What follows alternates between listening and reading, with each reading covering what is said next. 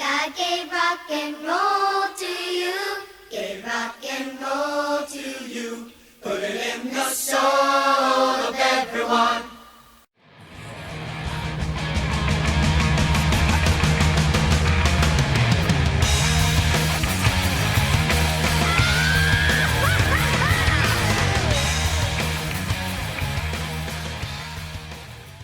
Hey friends, how's everybody doing today? Welcome to another episode of Area 312 Rock and Metal Podcast. I'm one of your hosts, Kent, along with my co-host, Rex. Friends, today we're so blessed. You know this album. It's a classic. It scored a 95% and should have been higher on Angelic Warlord. But we have today the lead vocalist, Robyn Kyle Basauri, and the lead guitarist, Chris Sorensen. Welcome, gentlemen. Thank you. Good to see you guys.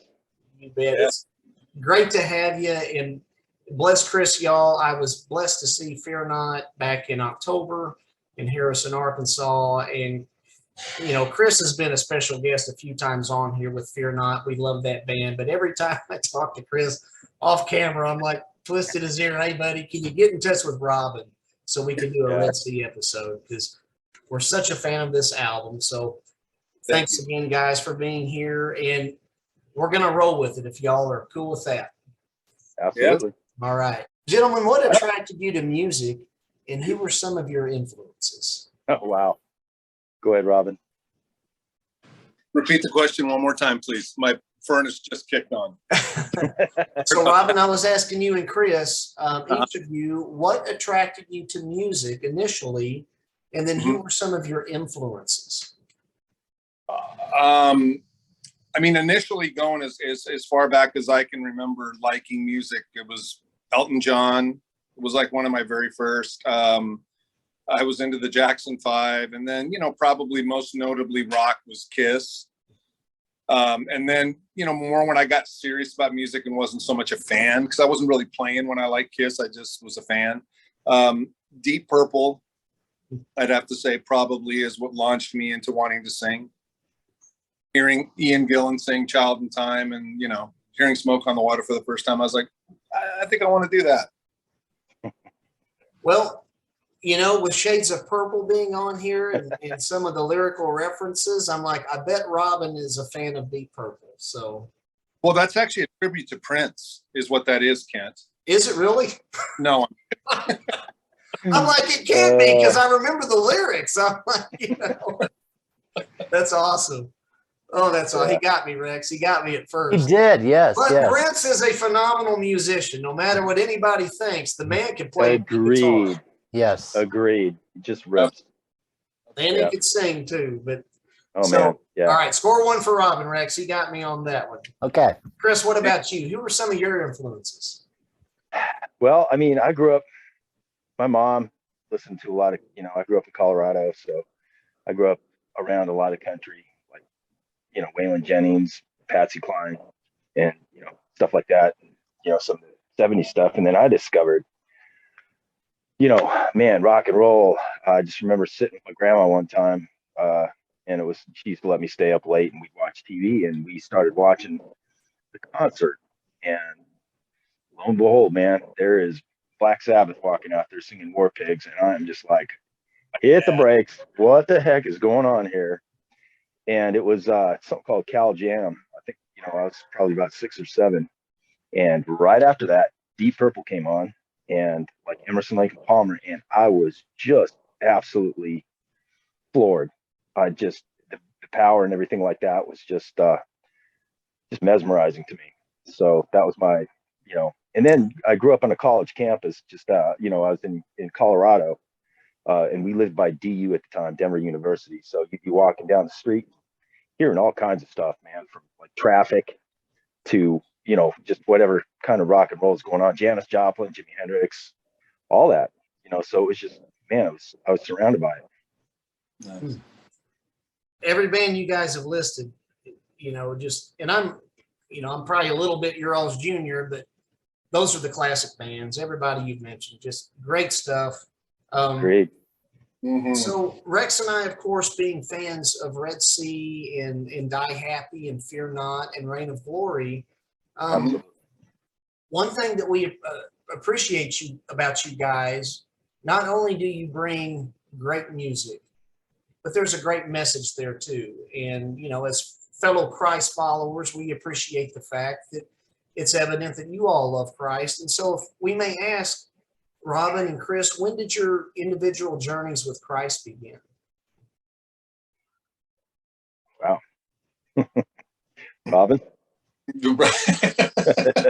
Well, my journey with Christ began. I'm going to say it began in Catholic school.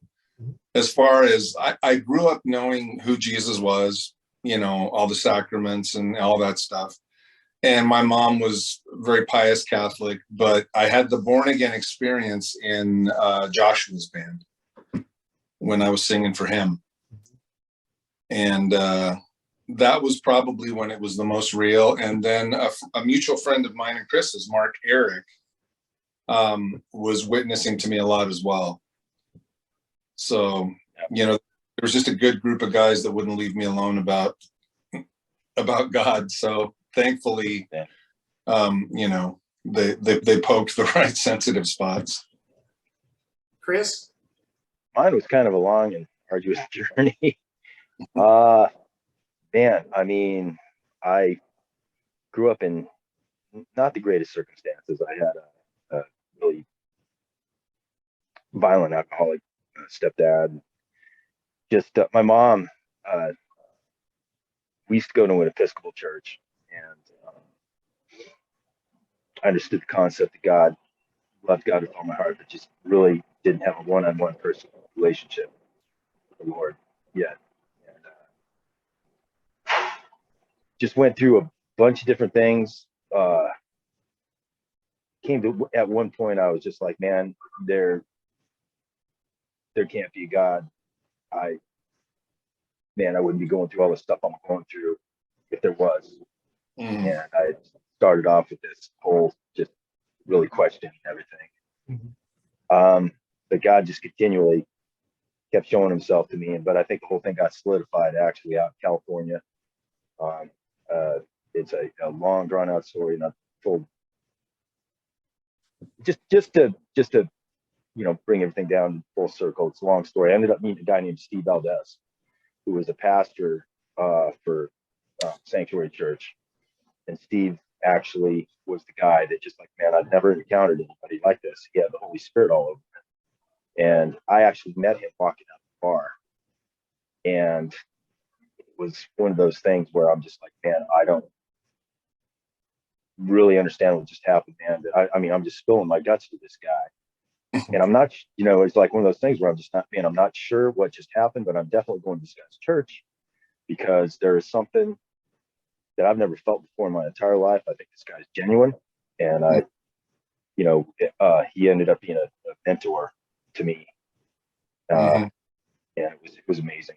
It really was, you know, and it was just one of those things where, you know, all of a sudden you just start growing in your faith and stuff like that. So that's kind of paraphrasing. There's where I'm at on that. Did you, Chris, did you and I meet at Sanctuary? We met through Mark and Robyn, right? I think we did. Yes, yeah. There it is, man. Mark, and I think it was either that or I think there was another church in Anaheim. I'm trying to remember the name of it, but it was a big bike church. We ended up, I don't know, it was one or the other. Set free. Set free. It might have been. Even one of those. Yep. Yeah. Yeah, that was that got off the rails a little bit, that guy. But you know, I also believe that God uses a lot of people for a lot of different things. Sure. And, but yeah, so I think that was the catalyst. Somewhere's around there. I'm trying to remember what year it was. Long time ago. Geez, dude.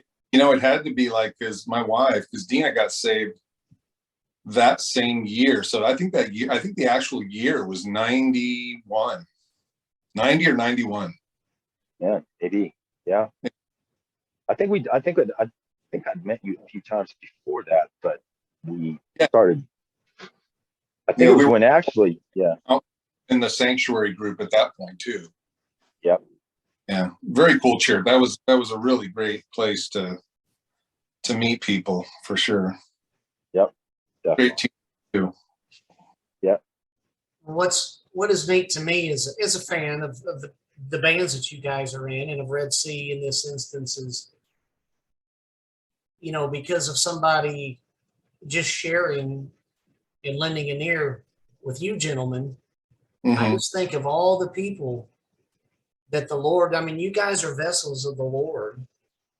And think of all the people, and you're looking at two right here, Rex and myself. You guys have ministered to so many people from all that, from that journey through this, through your other albums. And it's really neat to think about that. And that's why we asked that question, among other things.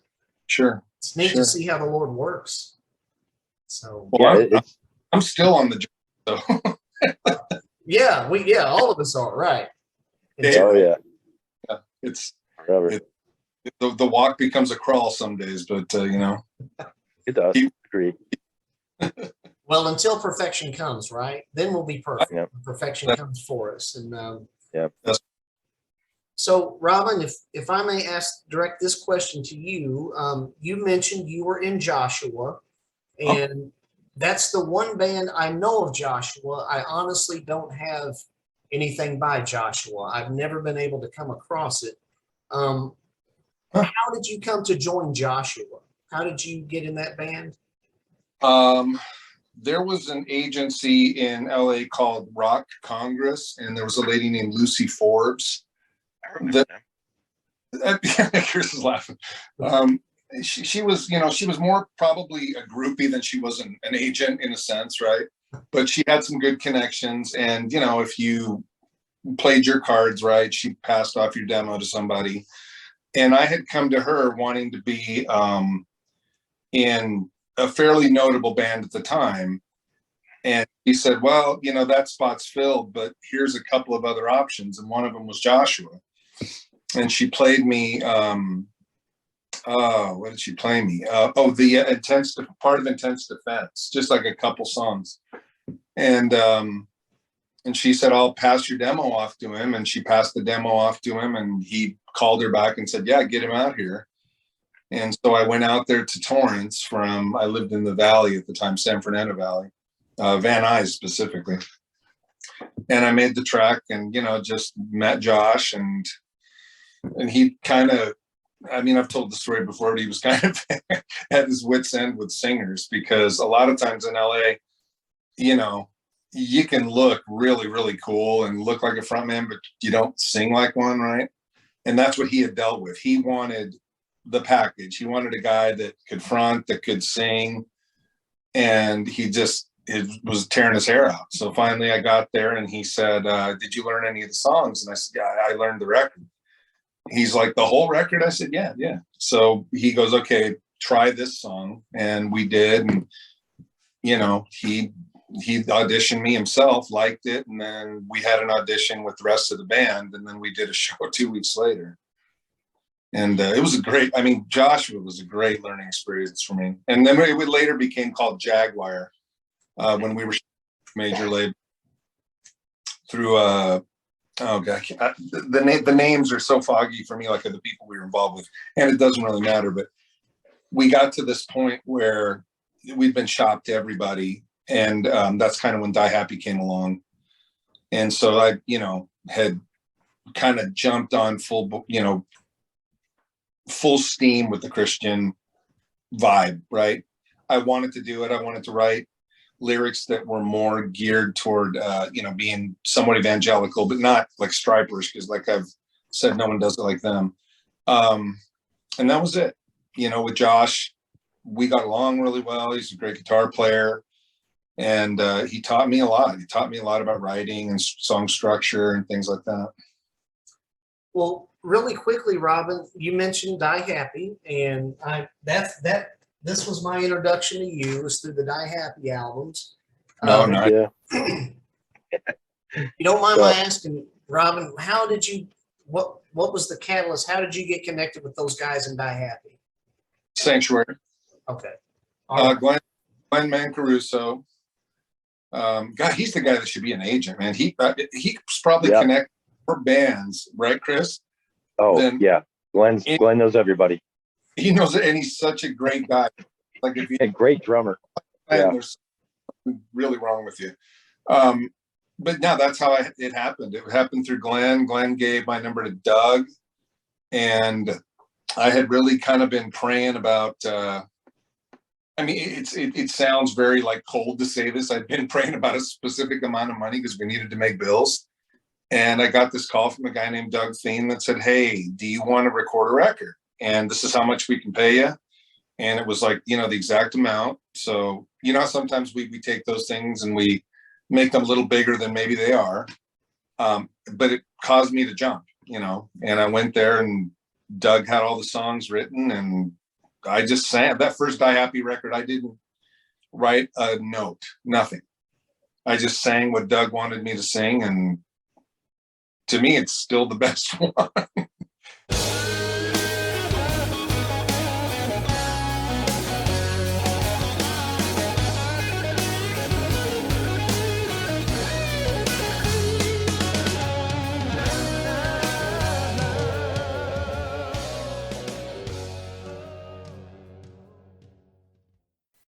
I really like that record, that first Die Happy. Well, they're both great. They're both wonderful, in my humble opinion. And I love, I love the Intense series because I love the Petra cover of All Over Me that you did. Oh, yeah. But anyway, great stuff. These albums. I do have one. Live was fun to. Go ahead, Robyn. I'm sorry. I said that live studio was a lot of fun to do. Terry Taylor, I'd love to have Terry Taylor on sometime. I don't know what your experience was with him, but anyway, that's another subject. The man to me is a genius. He was light years ahead of the time in the Christian film with his thought process. He definitely was, definitely. So my last question then pertaining to, because I'm trying to bring you two together here from your individual spectrums. Sure. Greg Chason of Badlands, he was brought in to Die Happy for the second album. And of course, friends, that Greg played bass on Red Sea. And so did Jeff Martin from Badlands. He played drums. Yep. So I'm guessing, gentlemen, that they were brought in through your connection with Die Happy, Robyn, on the Red Sea. Yeah. Glenn Mancaruso brought Greg into Die Happy when Roger left. And Greg did that Volume 2 record with us. Greg and I connected, and he was fun to work with, and he was just it was just I was a Badlands fan. Both me and Chris were Badlands fans. I remember the first time that I think Josh's band or something played at Sanctuary. We jammed a couple songs, and then Chris and I started talking, and I gave him the demo. And he goes, dude, this reminds me of like my favorite band, Badlands. And, we were both like, oh, Badlands, really? Yeah. And so to play with Greg was kind of like just almost surreal, just kind of to have that presence there and that talent. Same with Jeff, which I don't know if a lot of people know, but he was the singer for Racer X too. Yeah. That's right. He was. Every bit good a singer as any of the top guys out there. But yeah, that was a Glenn connection again, bringing Greg around. And then, dude, I lost my train of thought. I'm sorry.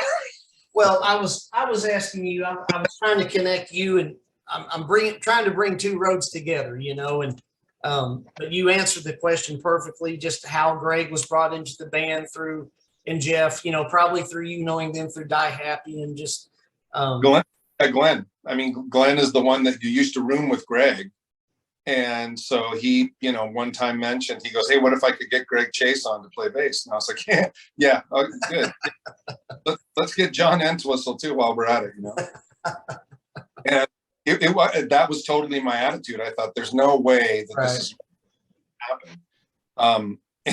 And that's what I think made that record so unique in its sound compared to the first one. It was just Greg's bass. But Chris and I, and help me if I'm patchy on this, Chris. I mean, we knew each other through that whole thing, right? Yep. Yeah, absolutely, we did. And with Dave, Chumchop? No, what's his? Yeah, Chumchop. Yeah. Yeah, Dave Chumchop. Yeah, because I went to see you guys down there at Peppers or something down in near Tustin or something. Mm-hmm. And you and Mark were both guitar players in that band, and I think that's kind of where we started to talk about eventually, doing something. I think Mark was in the mix, right? We were going to do something.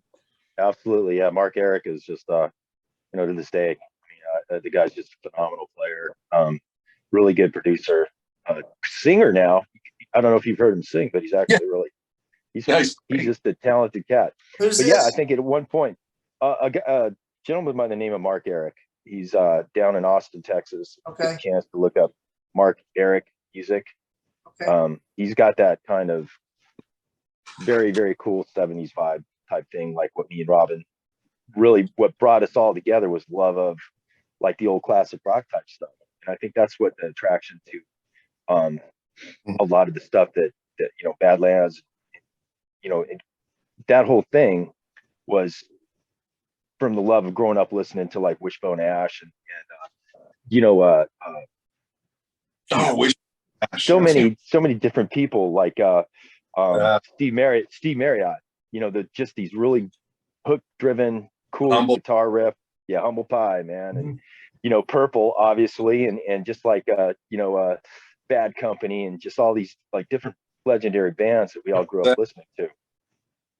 So Dave Chumchall, now forgive me, I might be way off base, but was he in a band called Battle Cry from back in like 1985? You know what, man, that rings familiar. I'm a little hazy on this whole thing too because it was a long time ago.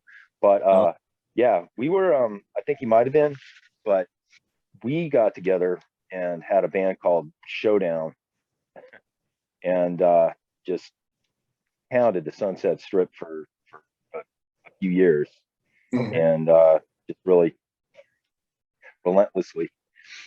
So that's what you did. That's what you did back in the day, man. You just played Guitars with Whiskey and Troubadour and Roxy and all these places. So Chris, I need to ask you, buddy, with regard to Fear Not. Now, yes, this was my introduction to you right here on the first album. Back when it was on Pachyderm, the Pachyderm label. Now, Chris, there was Love Life, and then Fear Not. With the eponymous album, you joined, if I'm not mistaken, between Love Life, after their former guitarist Darren had left, and you joined the band. Y'all became Fear Not, and y'all just rocked the scene. How did you come? How did you? I've heard Larry tell the tale, I think, about looking for you at a NAMM show. Is that how it goes?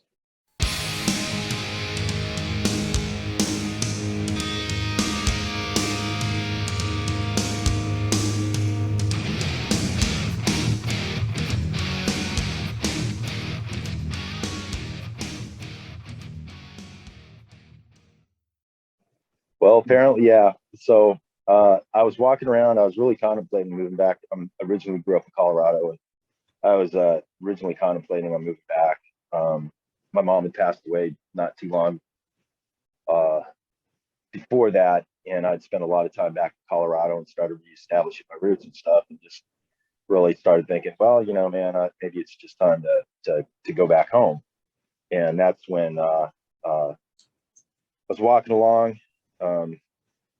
And I ended up running into Larry, along with he was walking with Mike Sweet, a couple other people, and Larry pulled me to the side and just goes, "Hey, listen, we're looking for a guitar player. Would you be interested?"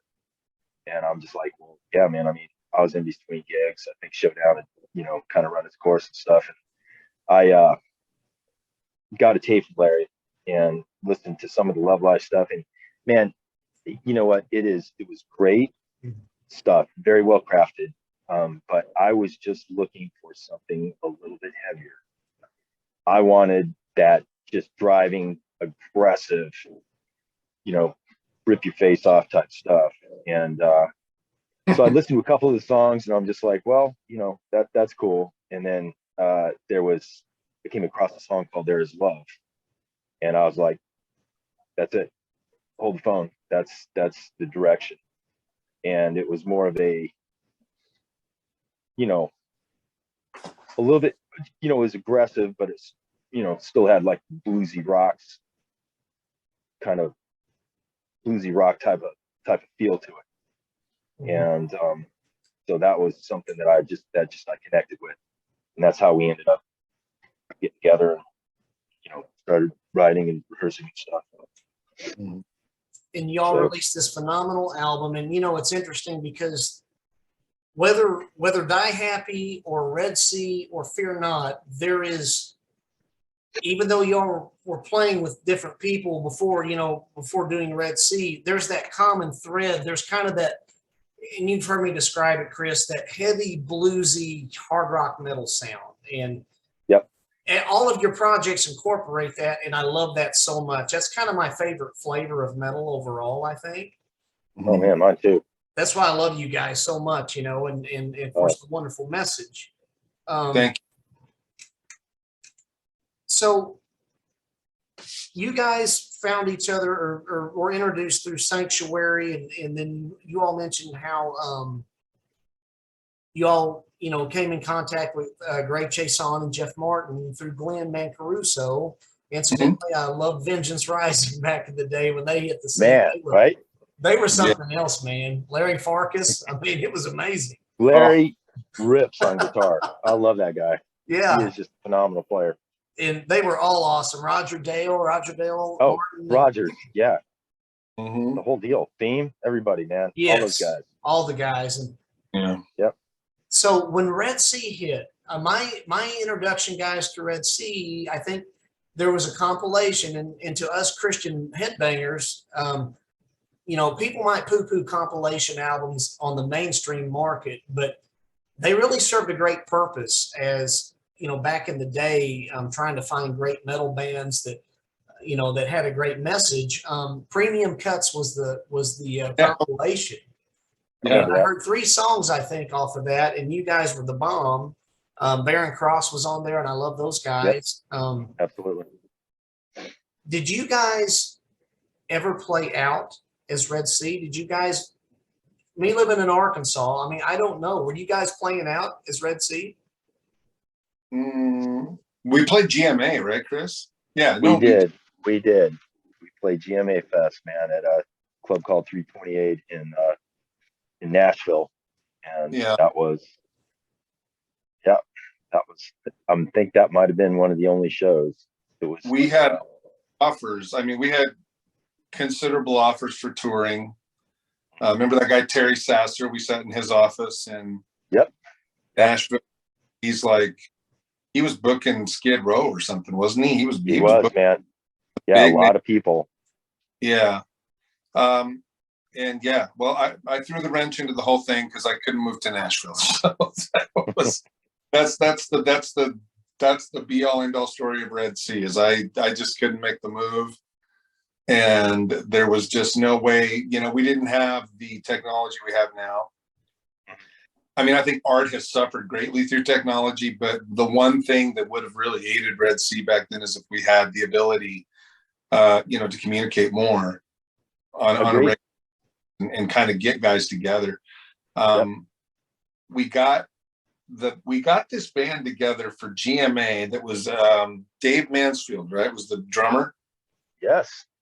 Good memory. Yeah. Dave Mansfield. The guy that came to Pittsburgh or something to Memphis and ended up in Nashville. And then Steve Cass, who was a friend of ours from Sanctuary. Yep. Yeah. That was the live band. And Chris and I still have DVDs of that, don't we, Chris? It's on a VHS, and I have got to really sort through that stuff and find that, because I think that would be something that I'd love to rewatch that. We were all young puppies back then. That would be it'd be cool. So if there was an student, go ahead, Robyn. I digitized that VHS. Did you? Yeah, I do have a digital file of that. Holy cow, man. We'll talk after this. I'd love to see it. So Rex, as fans, Robyn and Chris, we can't help but thinking if there was an astute label such as Rocks or somebody, boy, they could really make a nice deluxe Red Sea package with some of that, once in a lifetime live footage that you're talking about, Robyn. So this begs the question, and Yeah. thank you for answering, because one of my questions was going to be when you said, y'all just played out once, and Robyn, you answered that because you didn't care to move to Nashville. Now, there's another question, though, that I'm begging to learn the answer to. So this album was a monster of an album, meaning this is highly revered among fans.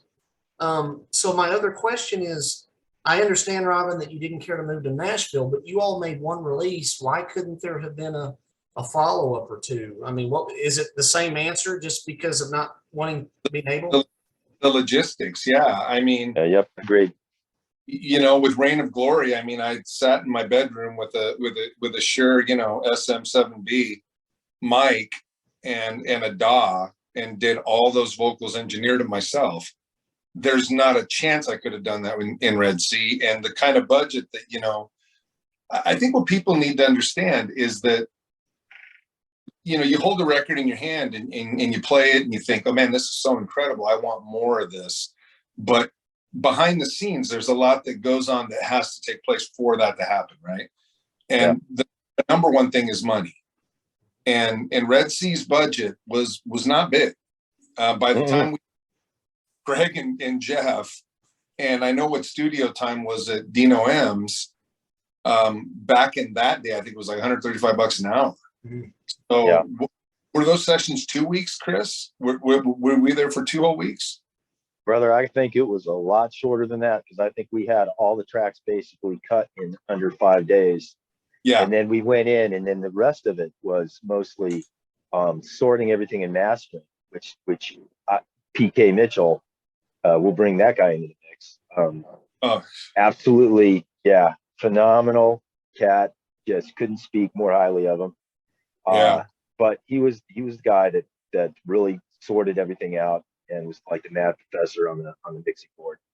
But that's where I think a huge chunk of that came, because I just remember just going, playing until you're just like practically cross-eyed, and your throat's going out, my fingers are bleeding. Everybody's just like, I got to come in here tomorrow morning and do this, and you're just like, oh my gosh, man. But Well, we think in the bio or somewhere on the record, it's in there. We were the longest hours, and I was working a job, like I had to be to work by 7. And it was, it was a telemarketing room, but it wasn't, the boss didn't treat it like a telemarketing room. He treated it like a legitimate business. If you weren't on the phone, he gave your desk to somebody else for the day. Somebody. So I was like, well, I can't do that. But anyway, all that to say that as much of an awesome project as it was, we would have wanted more from it, right? Yes. But there's only so much you can do. You know what I mean? It's not like a major label where you get tour support, you get all this backing, and they front the money, and then you're just recouping along the way as you're selling the record, and it's distributing, and it's going into outlets, and you know what I'm saying? It's got a push behind it. Within the Christian market, there's only so much money to be able to push an individual band. So on the heels of what he's saying too, was I think one of the biggest things was we didn't have distribution. I don't know if you feel this way, Robyn, but it felt like it's like we lit this pop bottle or bottle rocket or fireworks, and this thing went off, hit the ceiling, exploded, and then just came down, and it was just like this should have gone hopefully farther. But it was, again, man, this is before the internet. This is before Pro Tools, before all this stuff, man. I mean, it is just like, it was bare bones. It was rolling in there, and just, there's things now, years later, that I listen to personally. I'm just like, oh God, if I could have just changed this or changed that, or, this part and that part. But you know what? It is what it is. And, but back in the day, again, man, you just really didn't have the technology, but the distribution was probably the biggest part of it. And also advertising. It's a level playing field now, because a independent band, you can get on, and actually there are bands now that are getting signed because of how many TikTok followers or how many hits they have on YouTube. And it's working the system in a different way. the label, the label doesn't take in, all of a sudden you've got 2 million followers. Yeah. You know what I'm saying? So their ad dollars are pretty well covered.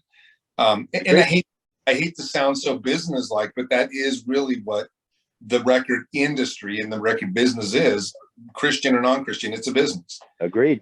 And if you just don't have the ability to make that, to sell your product on the level that, you get investors or you get money people behind you, you got to do it on your own. And with, with the budget we had with Rugged, Michael had 3 other bands. He brought on Bride and bought into Bride. And, rightly so. When Red Sea, Mike came out to Utah to talk to me about moving to Nashville. But I had 3 small kids. I had a wife who was like, I'm not gonna move my kids to Nashville and homeschool my kids while you're gone on the road, whatever months out of the year. And that's the reality of it. It's like we love doing what we do, but there's a limit to how much we can do it, Well, and on the heels of that, right when I moved to Nashville, I had a horrific accident and almost cut off my ring finger on my left index finger, which is, for any guitar player, is like a crucial finger.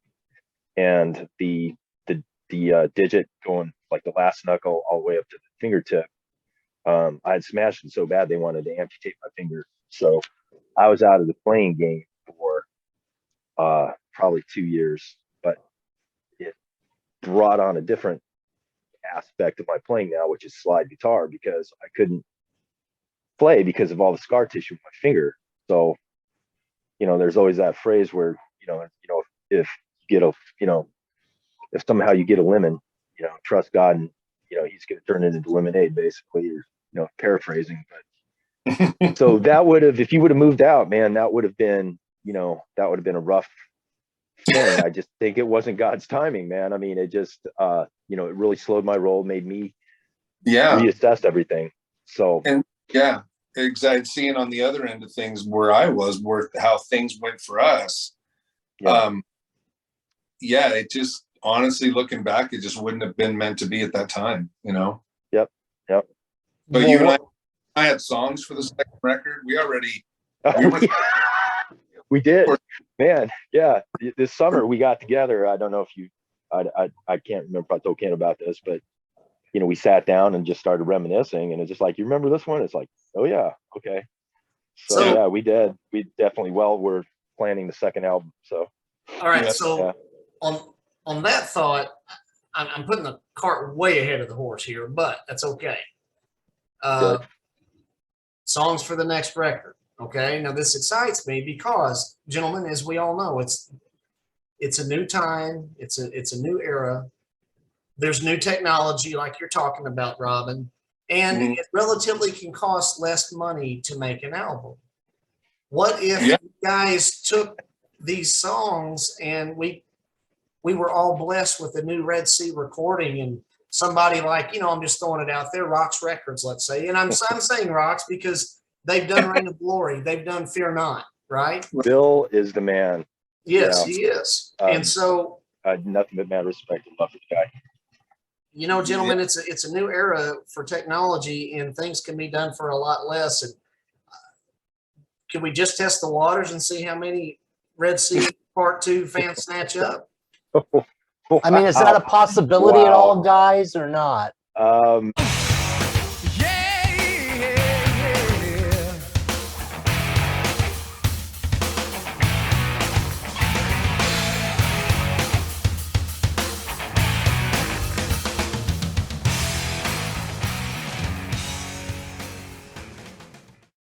Anything's possible. With God, all things are possible, right? True. No, not that we were, like Chris is saying, we got together at his house after not seeing each other for 25 plus years. We haven't seen each other. Dude, yeah, that was absolutely astounding. It's like no time had passed. He picks up his guitar and shows me a riff I've never heard, and I can pick a melody to it. Yep, we've always had that chemistry. yeah, we've always had that little chemistry that just works. Yeah, it's just you know, and I wouldn't mind doing it, but like you know, then again, there's okay, who drums? You know, I know a couple drummers that are great, but for a drum to record like a singer and a guitar player record, completely different story. Agreed. Well, what about doing a mix and match like with, you know, like with either Gary Hansen or Jim Chaffin and putting Roger Dale in there, you know, or Rod or something, you know, kind of. Yeah, I mean the you know I listen to Red Sea and I have thoughts. there's a lot of money. I can tell Kent. Well, you know, Kent, if you would buy it, I guess we'll put it out, right? Done deal. It's done. Rex will buy one too. Yeah. There's your first 2 purchases. Fantastic. Well, and Man, I'm just gonna, if I could interrupt, Chris, I'm just gonna give you my take on the first album and why I think it did so well. And you guys have kind of hit upon it. It has that bluesy rock, like you said, Bad Company, you know, other groups like that in the 70s, that classic era. And a lot of us people who love music and love that kind of music, you know, there really wasn't, I can't think of on top of my head really any bands, or if there was just a few that was doing that kind of style. And I think that really resonated with people. And it too is unfortunate the time frame of when that came out, because by then grunge is like all over the place, and that probably did not help either, just generally musically speaking, the landscape at the time. But I think because that was kind of a different type of style that you weren't hearing all the time, I think that really resonated, and you know, that style really brought back that memories of that old classic bluesy rock style too. Yeah. So, Rob and Chris, go ahead. I know. I was just concurring with Rex. Just that's exactly what set Red Sea apart. And at the same time, it is what kind of hindered us, because that is what was getting a lot of attention was, you know, Soundgarden, which I love Soundgarden. Absolutely.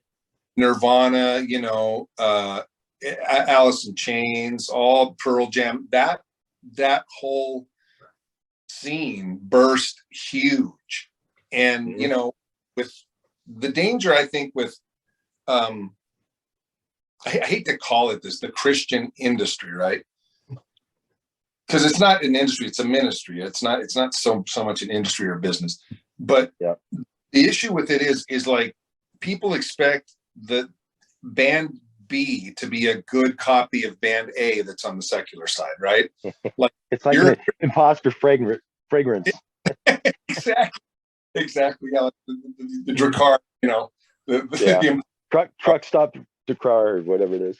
Exactly. And that's what Red Sea was not. That used to drive me nuts when people would say, "You guys are really good for a Christian band." And I was like, "Dude, we're good for a band. I put this band up to anybody and it would shine." And I really, really believed that at the time. And I still believe it, listening back to Blood. There's moments on that record that are just fantastic. And songwriting, that, you know, the direction we were going with the songwriting was even on the next one was even a little bit more accessible on the commercial level.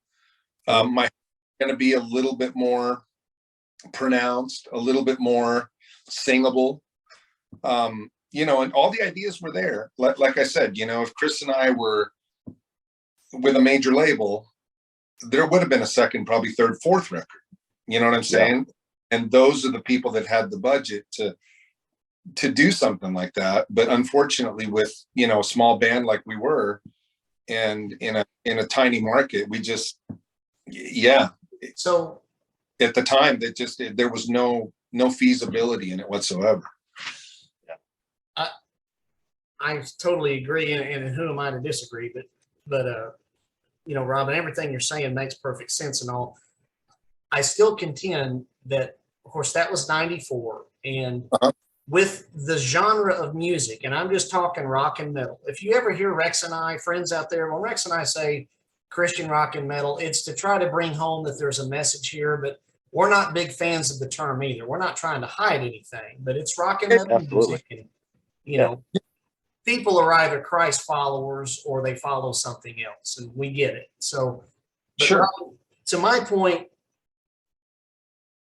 this is a new era, and you're seeing bands like, of course, Striper's kind of always had the acceptance, but bands such as The Brave and Fear Not and Saint and Reign of Glory. I mean, people in the mainstream now, in our circles anyway, that have vodcasts and stuff, they are taking note of all these great bands and releases, and I think we're seeing that great divide not be divided so greatly anymore.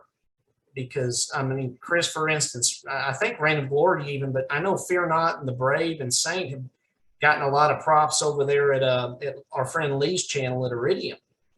Oh yeah. Yeah, that line is really being blurred now. There's not really, as Kent said, that great gulf in between what I'm going to call mainstream and faith-based bands. It's slowly becoming erased more and more. Mhm. Yeah. I'd like to get back on the track that I was on. Sure. On this great album, you guys, okay, so Robyn, you mentioned, y'all were kind of pressed a little bit for time and for money, or the recording time because of the money to record this. And I think maybe in a way it served a great purpose because this has that real feel to it. It's not overproduced is what I mean. It's like great, honest, heavy rock. And it's not overproduced, but I noticed that you guys, of course, there's Down Home Static, which is, I don't want to say an instrumental, but it's a different type of a segue in this album. But you guys have 3 co-writes: Wolves at the Door, Hellbound Train, and Losing My Way. How did you guys do those co-writes? Did you all purposely sit down together to do that? Or did y'all just hear a melody from each other or a riff? Or how did these 3 come about?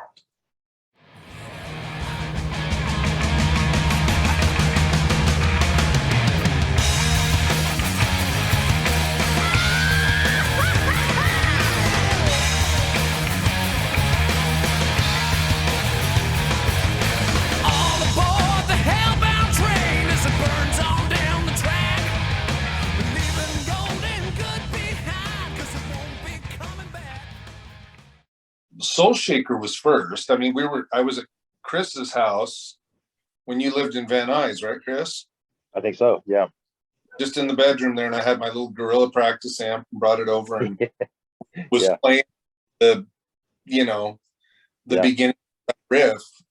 Yeah. And Greg got in and Greg put the do do do do do do to the bass intro. Yep. And that song, I think the chemistry. Chris isn't on that song.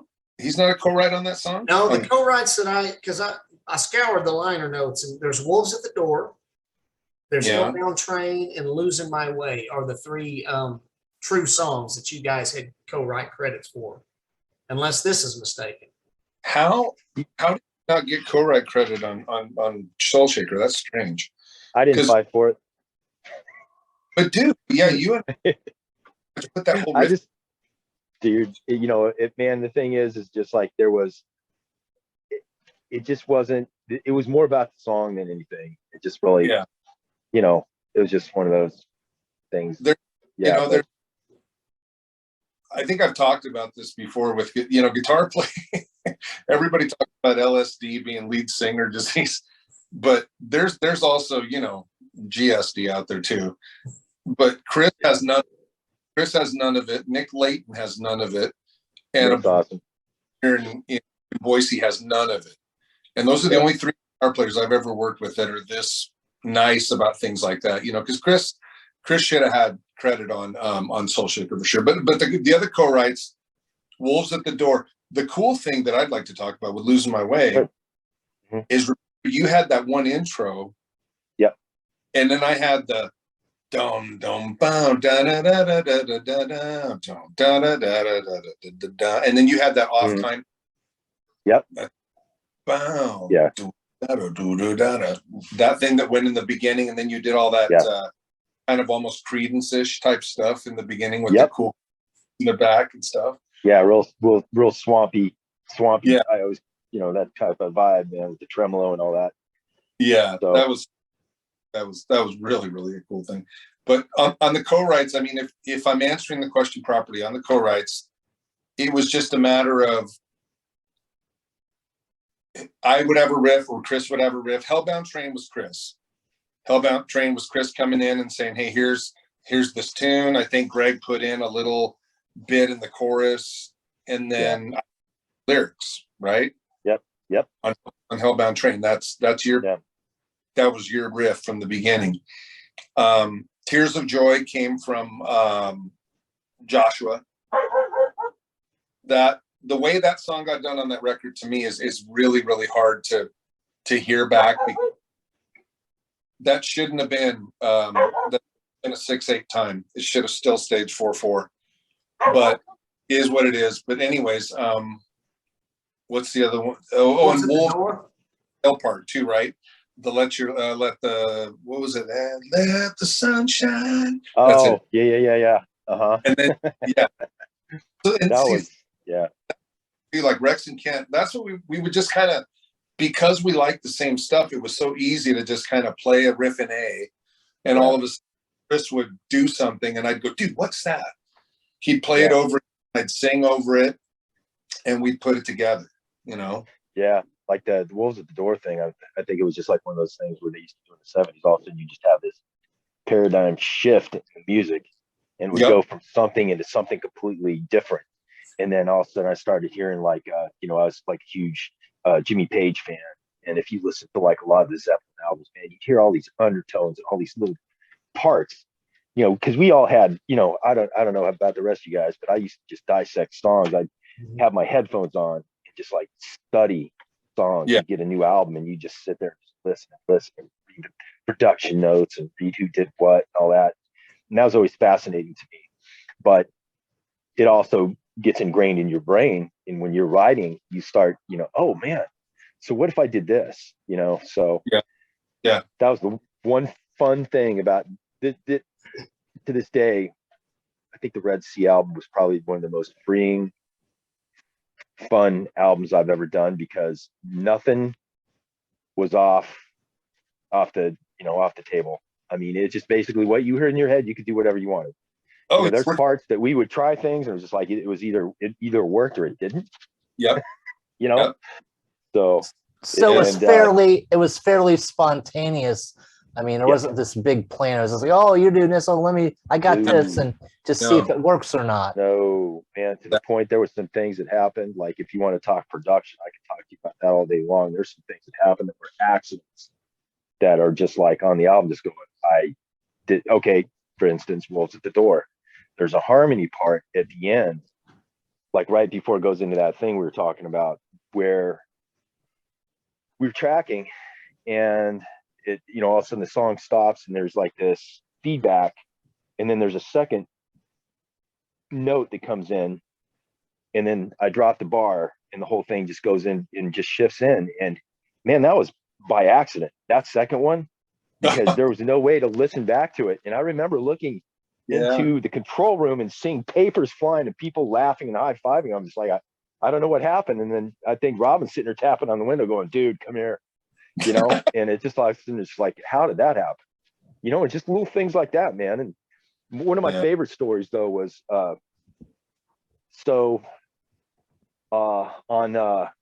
Tears of Joy, we wanted to find a kind of like a AME style gospel, you know, women, you know, type chorus in the background, man, to make it just, you know, just a really soulful, you know, typical type church thing you would hear. And so I think I had to go do something for like that day, and I came back the next day, and I think it was Dino Matalone or something. It's like, you know, we're listening back. He goes, oh, well, we'll check this out. Pulls up Tears of Joy, and here's these harmonies, these angelic women's harmonies, and I'm like, oh my gosh, when did you guys find this? You know, what did you just hire a bunch of people come in and do this? And Robyn's kind of laughing. He's like, nah, dude, that was me. I'm like, oh my gosh. I mean, it was just, yeah, it was just one of those things. Again, when you listen to that, there's so many like production notes that are just like, man, just stuff that shouldn't have happened that did, or, you know, happy accidents and, Yeah. you know, Happy accidents. Love. Yeah. happy accidents, happy trees, you know, Bob Ross. Got to write a song called Happy Accidents. There's a song right there. Happy Accidents. Agreed. Yeah. So, Chris, you mentioned that you like to dissect stuff, you know, the stuff with the headphones and everything. And I hope that you guys will give Rex and myself and countless other fans another chance to do that with another album. We'd love to hear the new Red Sea and dissect it with our headphones on, right? So, Yeah. Yes. Yes. Yeah, Red we'll Sea. see. What were you saying, Robyn? We'd love it. I mean, you know, it'd be fun. But like I said, Yeah. it's like wanting to do something and coming to fruition are just different things. Right. It's, Yeah. you know, for me, it's like I don't sing like I did in Red Sea. You know what I mean? I'm not going to lie and say, hey, I can sing that stuff. There's a lot of that stuff I can't sing. I can hit the notes, but it's not the same vibe, right? And so Yeah. for the next thing, I wouldn't really want to go, hey, let's repeat what we did. Right. You know what I mean? Let's do something more like my voice now is much closer to like a Coverdale or Rogers than it's ever been, just because it's this rasp with age and it's gotten this seasoned kind of sound to it, quite by accident. Nothing I intended to do. And when I recorded Reign of Glory, there was a couple things on there that, you know, that I was listening back and going, man, that sounds pretty good, but it doesn't sound like me. It doesn't sound like something I would sing, right? But yet it was me. So I think with Red Sea, I think where you really, as an artist, I think where you really trip yourself is if you take something you did and you go, okay, we got to do that again. Because everybody, audience goes, we want another Red Sea. But the next Red Sea may not, right? If Chris and I did another Red Sea, it's going to rock. I mean, because we write rock. And, you know, there's this really cool riff I've been working on for some time, a barn burner of a riff, and played it for Chris. He liked it. He played me a couple riffs. And we probably, if we sat down for an afternoon, we'd probably have 4 songs. No, more than that, I'm pretty sure. But am I conservative? Yeah. Well, do you remember? But to what he was saying, though, what people need to understand, and I've kind of had this conversation on some different, and I think it might also be with you guys, is just like, look, man, time catches up. We've all had different influences. We're talking span of 25 years plus. Man, we've all done a lot of stuff. And there's been a lot of changes and a lot of different things. So, and also artistically, man, you got to give people freedom to express themselves. Now, as far as art, and I mean, it just, you know, I believe the essence would still be there. Yep.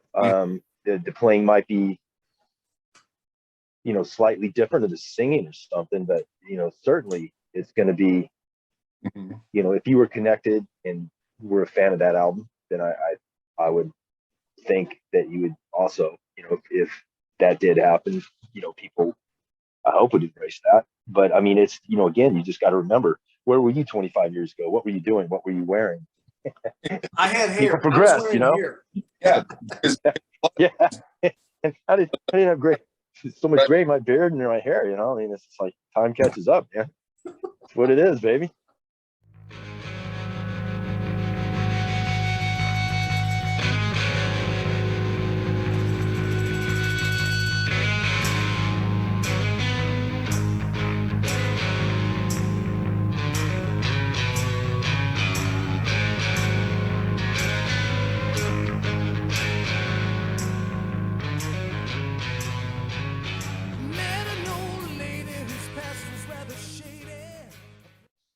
Yeah. So, Chris, you said something very important, though, and people like myself and Rex, and I think a lot of other fans that grew up with you guys, we're not asking for the remake of this. But the reason why I kept holding these albums up together with this, because, Robyn, this is, of course, Reign of Glory.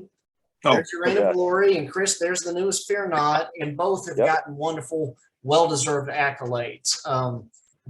Great albums, and I was holding them up with your Red Sea. Chris, you said the magic word, which was essence. Yep. I know it's not the same. And Robyn, incidentally, I'm a huge, especially old school Whitesnake. I'm an old school Whitesnake fan. I do like the latter albums they put out, but I caught a little bit of Coverdale in your vocals on Reign of Glory. But here's the point: is that the essence of this is contained within here. Agreed. Agreed. Yeah. And I think that's what Chris and I are trying to articulate, not as well as you just did, is Blood was a true artistic, spontaneous expression of where we were at the time. Right. Yep.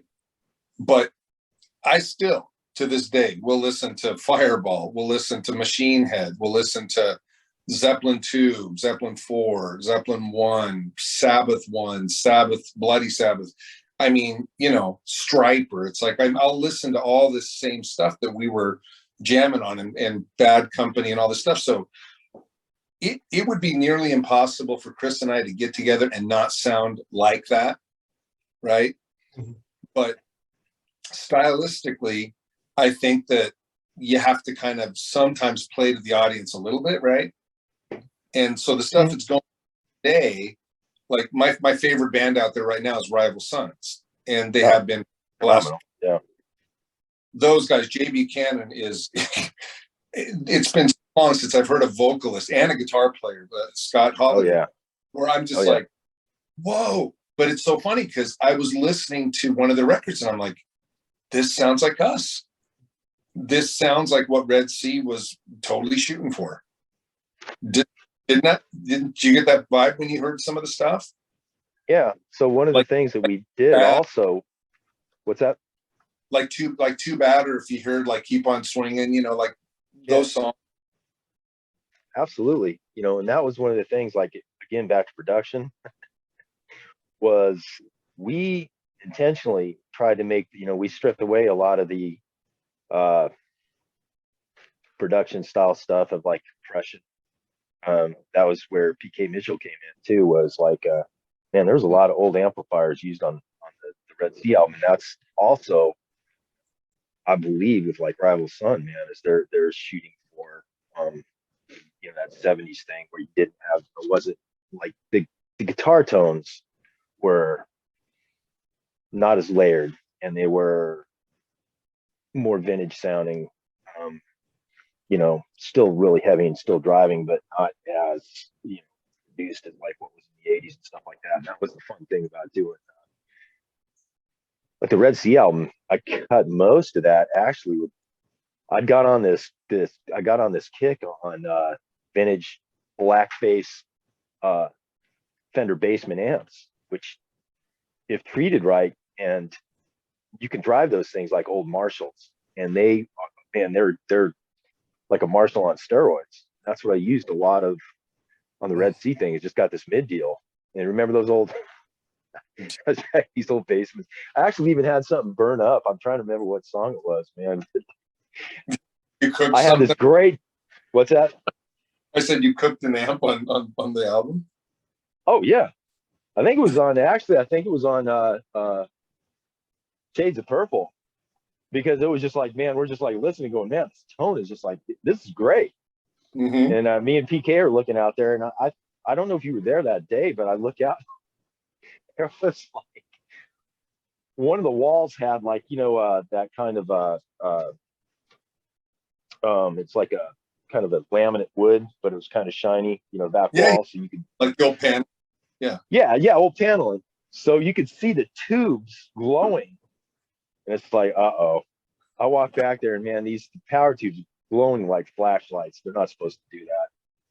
And so I ended up having to cut out early and take that amp up to a repair guy. And he's like, what are you doing to this amp? This old guy, man, he used to work up at Groove Tubes. He used to take care of my stuff.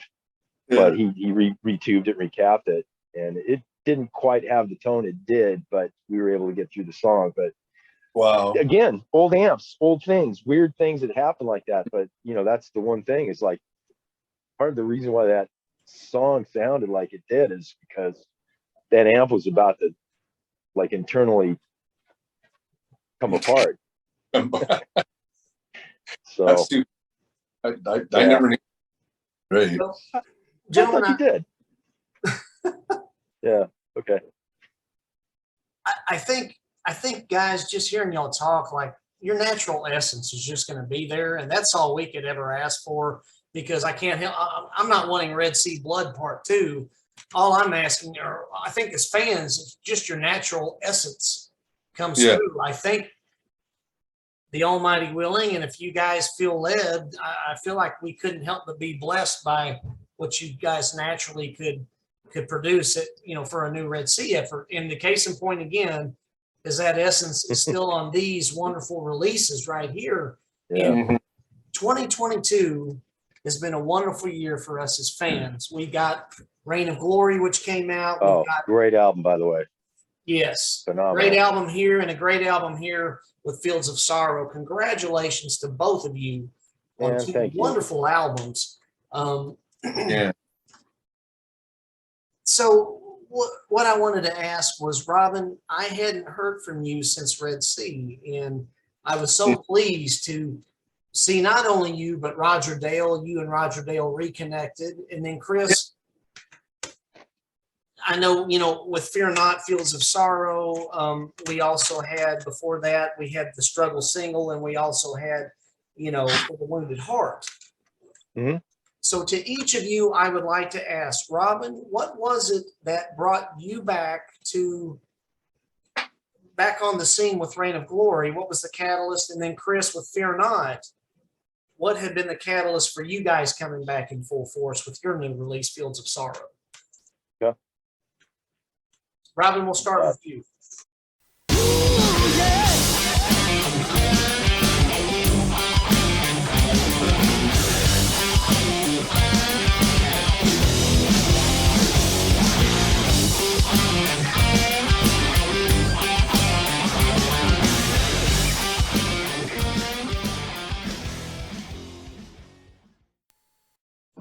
The long and short of it with me is there was a podcast with Pastor Bob Beeman.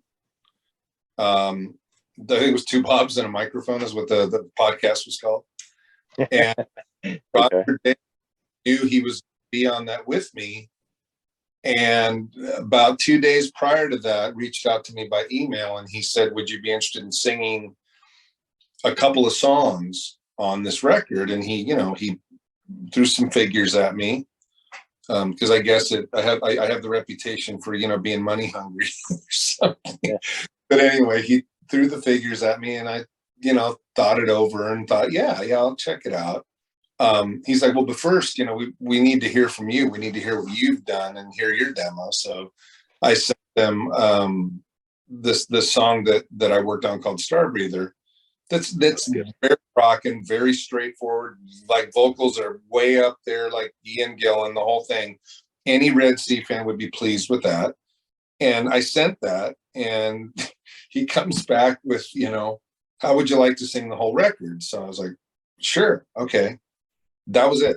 And then all of a sudden I started getting demos from them.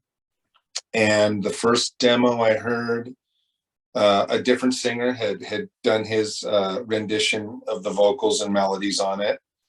And that song wasn't recorded till the very end of the sessions, but the next song became Welcome to Reality. And that's kind of what set the tone for the rest of the record, was stylistically where we're going in that direction for the most part. I mean, on Rain, there's a lot of stuff that like Last Days is nothing like anything else on the record. And then there's the other song, Samson's Kryptonite, which is nothing like anything else either, which is kind of refreshing in that context. But anyways, long story short, that's all it was just Roger saying, hey, you want to do this? It wasn't me trying to get back in. It wasn't anything like that. I was just pleased to see you and Roger Dale together. And of course, the bonus was Jim Chaffin, on the drums and hearing.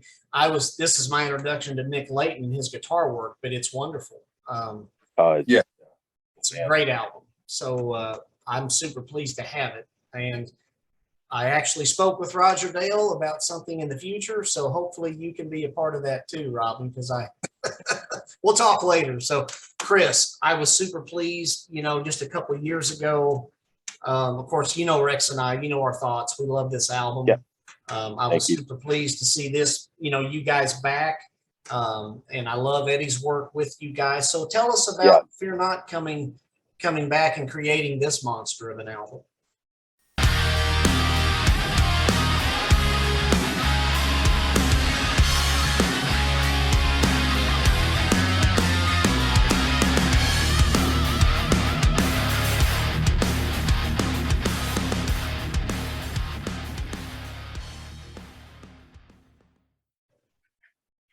Well, I mean, the whole thing got started by, as you know, just us getting in touch after Rox Records. Bill got a hold of us saying, "Hey, listen, we'd like to reissue the first Fear Not album," and it was just like, okay.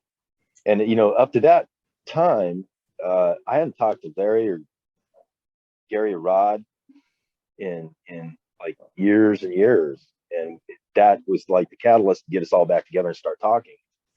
And one thing led to another. Decided to actually go out and do a rehearsal to see if it would even be possible for us to play live again. That was one of the things that was Bill had mentioned and stuff. So I booked a flight out to Tulsa, Oklahoma, and these guys picked me up in the airport. I hadn't seen him, and like I said, I hadn't seen him in 5 years again, something like that. And they picked me up, and I know it's crazy. Picked me up, and it was like you and me, like no time had passed. It was just so funny, man. Like 15 minutes into the trip, we're already taught, just the same sense of humor. Everything's going on. It's like nothing had changed at all. And we went down, and we had, through some very dear friends that have been just instruments in helping us, set up a place where we could rehearse at a church in Oklahoma City. And we did that, and it was it started coming back and started coming together. So then again, Larry, he was struggling with his voice and has had some issues, and that's where Eddie Green stepped forward, and we did the Wounded Heart, got together. That couldn't have come together any faster. Again, and Eddie just absolutely stepped up. I think I've told you guys that whole thing, on one of the Fear Not interviews, of how quickly Don't Want Them came together. I mean, we were going to, we're doing that EP. We're going to do another song. We were going to redo something off the first album, and it ended up, we went back over to Larry's house. Larry's just like, "Man, I don't know. You guys want to try to write something real quick?" And I had an idea.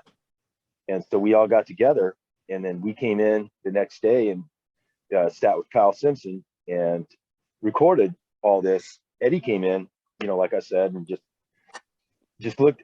I thought he was just disinterested because he's on his phone. All of a sudden, he's just like, 15 minutes later, he's like, "Stop, I got the chorus." Came in and sung the chorus, just like our jaws dropped. So again, it's like chemistry. It's like God puts you in places where you have chemistry with these different people. And with Fields of Sorrow was me literally flying out to Larry's, and he's another guy. He's like Robyn, where I can just sit with Larry and listen to a guitar riff that he's got and know what the counterpart's going to be. I can play a part. He already knows what the melody line's going to be. It's just freaky. It's a God thing. That's all I can tell you. So, that whole experience has just been amazing. The one thing I will tell you, and Robyn can attest to this too, is just because of time constraints. When you're in the studio, you're always thinking in the back of your head, you just hear this meter ticking about how much money it's costing. Well, nowadays, man, with the right software, with the right stuff that you have at your house, you can literally, and that's what we did, is we recorded a lot of this stuff at Larry's studio, and then having the right producer, which with Kyle, man, I mean, the guy is just, you know, I mean, does soundtracks for Lionsgate movies. You know, he's the guy. So we sent the stuff up to him. He's the one that dissected, put everything together. But I guess what I was alluding to is we actually had the time to sit down and work on parts and think about things and actually cut everything to what you hear in your head. Because there's times, again, like even with the Red Sea stuff, and I'm, you know, me and Robyn's had this talk before, just like, you know, I just felt like, man, I just had to move on off this part. I would, if I could go back, if I would have known it was going to be one of those things that would make my eye twitch every time the song came on and I hear this one part. Yeah. You know, it's like, oh, I wish I could have redone that part. But, you know, it is what it is. And, you know, that's part of the thing about being an artist, man, is you get very OCD about music. And when it's that personal and that, you know, you're trying to convey your heart to people. Most people just like, I don't even know what you're talking about. But it's something that, you know, it's just like, well, you know, I wish I would have done this because that was what was in my head. When you don't have those time constraints, you're actually able to do stuff and just actually really get it right. That's when you know, I mean, it's been a phenomenal experience. And I'm very glad that Field of Sorrow has had such a good response, because it is truly our heart. I mean, this is like, you know, we wanted to record that one album where it's just like, man, you know, you're just like, okay, this is, you know, this is something you can be very, very proud of. And it's, you know, it's been a great thing, you know. It is a great thing. 2 great albums. So glad that you guys are back on the scene. And I was showing Chris, you gave me a couple guitar picks, and I've got it in the case there. One of them that you gave me, I sent the other to my buddy Rex. And so, Robyn, I know you had to relocate, so I'm going to ask one more question, I think, and then we'll let you guys. Thank you so much for your time. I had to plug in, so I was getting the 10% thing. We'll try to rush this along. I hear the meter ticking, so no. I'm good now. It's like, no worries. Would like to ask you guys, we talked about the possibility of another album, and would like to ask, I know, Chris, I've got to ask you really quick, and forgive me, how did it go with the whiskey with Stryper? Very well. That was a very, very, oh yeah, Robyn. You guys played the whiskey with Stryper? We did. Yeah, sold out show. Dude. We're not even sure how this happened, man. I mean, I wish, dude, yeah, we need to stay in touch a little bit more. Long story short, I got a call probably 2 weeks prior from Larry going, please tell me that you're not doing anything on, I think it was like the 5th or something, 5th of November. Oh, wow. Yeah. And I'm like, 5th. what are you doing? And I actually did, but I subbed it out. And we ended up going out and, opening up for Stryper, man, which was like, you know, we haven't played the whiskey for 20, you know, almost 30 years. Going back there with those same guys and playing that stage again was it was incredible. Is it set up exactly the same? The sound system's a lot better.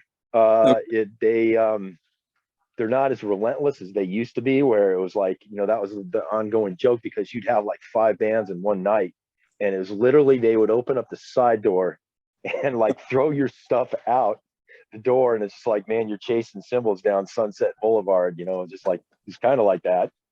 Yeah. You know, I mean, so it wasn't to that extent. It wasn't that crazy, but it was really something. I think they got some live, snippets of it. I think Rox is doing something with it, but man, the craziest thing though was half hour before Stryper was supposed to go on, all of Sunset blacked out, power grid down, and what these guys did, and it just left everybody's jaws on the ground, was they found 2 battery powered amps, and they went out there, and Robert played like you know, almost like was it a cajon? it was almost like a Cohen, but he's playing on his drums. Perry's sitting off to the side, couldn't really play bass, but they did versions of these songs, and the crowd was louder than they were. They were singing back. And I got to tell you, that was probably one of the most magic moments. I know they'll never forget it. I know the crowd that was there will never forget it. Yeah. But talk about taking a bad situation, and most people would have shied away and just went, man, we're just, we're not going out. These guys went out and just absolutely slayed it, man. And God showed up. It was the craziest thing I've ever seen in my life. And I got nothing but mad respect for him. It was just incredible. So the whole night was amazing. That's amazing. That's amazing. Yeah. That's really just cool. being on Sunset again. Just so wild. Walked up to the Rainbow and had dinner, had a little bit of dinner, and just kind of reminisced, man. And Eddie Green had never. He's just like, I can't believe I'm doing this, because we all take it for granted. Robyn, I don't know if you remember. Well, I mean, of course you do. You like all the things that, the way the Sunset used to be, and you talk to people, and we lived it, but there's a lot of people that are just like, what, especially young people are just like, what was it like? Oh, I know. Yeah. I just, for the longest time, I just didn't talk about it. But now it's like one of those things where people find out and they're just absolutely floored. Yeah. So it was a really good trip down memory lane, man. That's fun, man. That's really cool. So Dean and I are heading out there at the beginning of December for a friend's Christmas party, one of her friends, and we're talking about hitting the Rainbow and like maybe going to dinner or something. Yeah. The mushrooms, the stuffed mushroom caps are still the same. Pizza's still good. The minestrone soup. Oh man, yeah. So they still have all that, and it was just it's not as packed as what it used to be. But you're still sitting there just looking around going, all the memories come flooding back, man. It's a trip. It really is. I love that's gonna be cool. I know Rex, my buddy here, my brother, he made some good memories. Chris, he got to see Fear Not at Immortal Fest. Yeah. In Versailles, Ohio. So here's where my question is going. Robyn, Chris, is there any chance? I don't know, Robyn, I don't know if Reign of Glory is going to get to go to Versailles. I don't know if y'all are doing anything, if Reign of Glory will be able to be on the bill at Versailles or anything, but would love to see if so, would love to see a team up of you two doing something, as Red Sea or something. So I don't know. Yeah, I can't even comment on that. That's a totally different conversation. Gotcha. Yes. Well, here's the hoping. It's been great to see Fear Not, and here's the hoping Reign of Glory can start doing some stuff, and then maybe meet in the middle somewhere with you two, Not out of the realm of possibilities, my friend. I'll tell you. It's definitely anything with God's, anything's possible. But it would definitely be one of those things where, we'll have to have conversations and stuff, but I would not be opposed to it. Robyn has always been one of my favorite people and one of my favorite singers. And, I think we still have common ground, but, let's see where God takes it. For sure.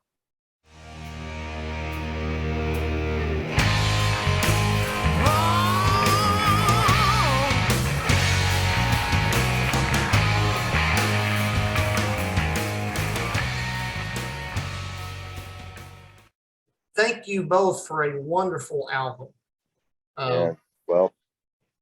And I hope that all we're asking for is that essence. Maybe if we could have a second album, that would be awesome. So Rex, I think Rex is to close out, right? You've dropped a couple hints. Yeah. I'm sorry. I'm notorious for that. So, gentlemen, Rex is going to take us to scripture closeout. We always like to keep the main thing. Yeah. And we'll close it out after that. But after we do, please stick around for one more minute. So absolutely, brother. Absolutely, man. It's so great hanging with you guys. Thank you very much, guys. Guys, I just was thinking about the name of your, the album, Blood. And so the scripture kind of came to my mind. Ephesians chapter 1, verse 7 says, in him we have redemption through his blood, the forgiveness of sins in accordance with the riches of God's grace. And just, Christ's blood was shed for us. And I know that we couldn't do that ourselves. And so I just thought that was a fitting scripture for the album of the band. Thank you. Yeah, it's a good Very one. cool. It's great. Very good. Very good, man. I love Yeah. that. Thank you, Chris. Thank you, Robyn. Thank you for blessing us so much. And we'll close it out, but please stick around for one more minute. So thank you, Absolutely, everybody, for Kent. watching. Thank you, Kent. Thank you, Rex. Yep. Good night. Good night, everybody.